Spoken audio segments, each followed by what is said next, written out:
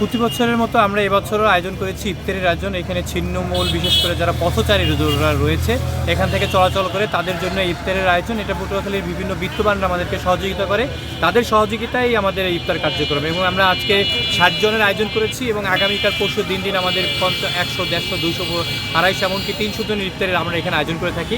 আর এর পুরো অর্থটাই আসে পটুয়াখালীর বিভিন্ন বিত্তবান দেশ এবং দেশের বাইরে যারা রয়েছেন তারা সহযোগিতা করেন। পটুয়াখালীবাসীর আয়োজনে যে ইফতার দেওয়া হইতেছে, এখানে আমি ইমামতি করতেছি এবং দোয়া পড়াইতেছি।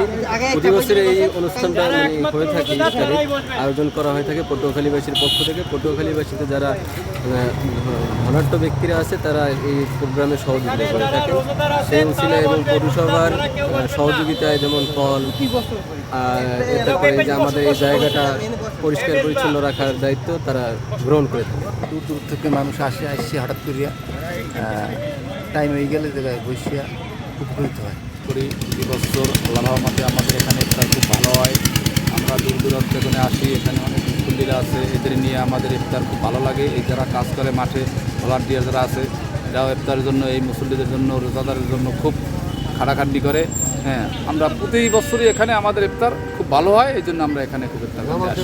আর এখানে নামাজও হয়, জামাতে আমরা ইফতার করি, একসাথে নামাজ পড়ে চলে যাই। এখানে যে ইফতারটা করা ভালো লাগে, সবাই মিললে এখানে রোজারাই থাকো ইফতার করায়। আর ভলান্টিয়ার যারা আছে তারাও শৃঙ্খলাভাবে এই ইফতারিটা করায়। আর দ্বিতীয় এনে নামাজ পড়া রোজাটা খুললেই, যার জন্য অনেকেই এই জায়গায় রোজা খুলতে আসে।